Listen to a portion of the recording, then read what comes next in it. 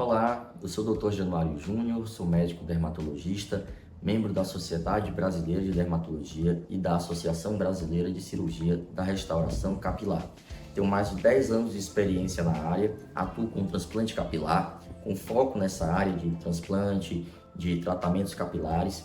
E nesse vídeo a gente vai conversar um pouquinho sobre os tipos de queda de cabelo, os tipos de alopécia que nós chamamos, né? O que é alopécia? Às vezes o paciente chega no consultório, eu tô com alopécia, será que eu tô com alopécia? Eles têm um pouco de dúvida em relação a esse termo, né? Gente, alopécia é um termo dermatológico, termo médico, que se refere a qualquer tipo de perda capilar, certo? Essas perdas capilares, elas podem ter diversos tipos de causas, diversos tipos de manifestações. Então a gente tem, por exemplo, né, vou citar aqui os principais tipos de alopécia e a gente vai discorrer um pouco sobre cada um deles. Então a gente tem a mais comum, né, que é a alopécia androgenética, que é a famosa calvície. Então, como é que funciona a alopécia androgenética? O paciente, como o nome está dizendo, ele tem uma predisposição genética, uma predisposição hereditária. E por razões também hormonais, os fios de cabelo eles vão afinando e atrofiando de uma forma mais localizada na região do topo da cabeça. Então, ao longo dos anos, principalmente a partir da adolescência, o paciente já começa a notar aquele afinamento nessa região, o aumento das entradas, isso nos homens. Na mulher, principalmente uma perda capilar, uma perda de volume, uma rarefação nessa região do topo da cabeça. E isso é progressivo, como é genético, a tendência ao longo do tempo, principalmente se o paciente não fizer nenhum tratamento, a tendência é isso progredir ao longo dos anos, certo? Então essa é a alopécia androgenética, a famosa calvície, certo? Importante lembrar que na alopécia androgenética nós não temos uma queda de cabelo excessiva. O que acontece é um afinamento, é uma rarefação.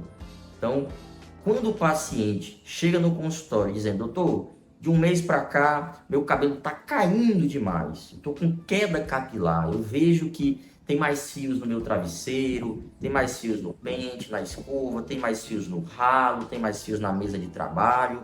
Estou percebendo que estou realmente com mais perda de cabelos. Isso com o tempo, obviamente, vai também gerando uma perda de volume. Aí, nesse caso, não é calvície, gente. A gente já deve estar diante de um outro problema, que é chamado de eflúvio telógeno, que nada mais é do que uma alteração do ciclo do cabelo. Nosso cabelo, ele está constantemente sendo trocado, né? Fios estão caindo, fios estão nascendo, isso faz parte do processo natural do ciclo capilar normal. Mas algumas situações, elas podem modificar esse ciclo e fazer com que fios caiam de forma precipitada. Aí o nome disso é eflúvio telógeno. Então, o paciente ele vai chegar no consultório percebendo uma queda excessiva de cabelo. Nesses casos, o que é que pode estar causando esse problema? Existem várias possibilidades. Infecções, né, viroses, exemplo, Covid, dengue, zika, chikungunya, alguma virose mais forte, algum problema de saúde que deixou o paciente mais debilitado, o paciente às vezes precisou tomar alguma medicação, o paciente às vezes precisou fazer uma cirurgia, qualquer situação, gente, que gere algum tipo de trauma, que desestabilize o organismo, uso de um anticoncepcional, alguma situação de maior estresse, às vezes até um estresse físico, mas também pode ser um estresse psicológico. São situações, né, que podem desencadear esse tipo de problema, que a gente chama de eflúvio telógeno. E aí, muitas vezes, gente, o paciente chega perguntando, mas o que é que eu devo usar, o que é que eu devo tomar? O principal nesses casos é descobrir a causa do problema. A queda, ela, nesses casos, é apenas uma consequência. A gente precisa identificar a causa, porque corrigindo a causa, essa queda ao longo do tempo, não é algo imediato, ao longo do tempo ela vai cessando. A gente tem que entender que existe um tempo, né, uma cronologia. O paciente é submetido à causa, né, a um evento que vai gerar o eflúvio, pode ser uma doença, um uso de uma medicação. 2 a 3 meses após, começa a acontecer a queda. Então não é algo imediato. Tem esse gap, esse intervalo de uns 3 meses para começar a acontecer a queda. E essa queda, ela perdura em torno de 3, 4 meses. E aí, com o tempo, uma vez que se tenha corrigido a causa, essa queda vai voltando ao patamar normal. Então isso aí é o eflúvio telógeno. Terceira causa de queda muito importante também no consultório, gente, a alopecia areata. A alopecia areata é um tipo de queda de cabelo que tende a ser mais localizada, né? Aquele tipo de queda de cabelo que o paciente chega às vezes com uma falhazinha. Eu fui cortar o cabelo, eu nem tinha percebido, mas o meu cabeleireiro notou uma falhazinha. Aí você vai ver, tá lá uma areazinha sem cabelo, uma área bem lisinha, né? A gente passa o dedo, é bem lisinho, não tem cabelo nenhum, né? Como se fosse uma moedinha ali, uma rodelinha sem cabelo. E aí a gente vai questionar o paciente, passei por um estresse, uma preocupação, uma situação mais estressante e depois ocorreu essa queda. Esse é o tipo de queda, esse é o quadro comum que a gente vê no consultório, que é chamado de alopecia areata. Aí existe tratamento também, é uma situação que a gente não sabe exatamente a causa, né? A gente vê no dia a dia essa associação com o psicológico, com o emocional, mas a causa exata ela não é 100% conhecida, gente.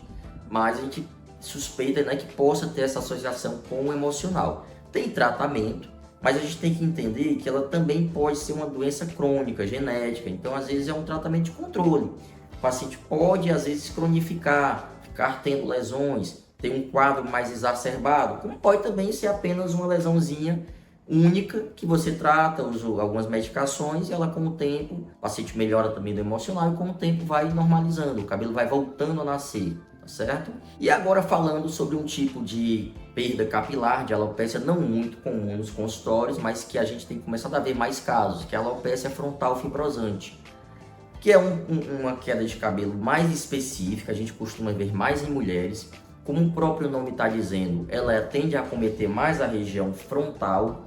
Então o que a gente nota é um paciente que chega com uma perda capilar nessa região. É como se ele notasse que a testa está ficando maior, está ficando mais alargada, né? O cabelo aqui dessa região, ele vai se perdendo, ele vai como se a raiz fosse morrendo, fica um aspecto assim meio cicatricial, meio endurecido, não tem nenhum fiozinho fino na região.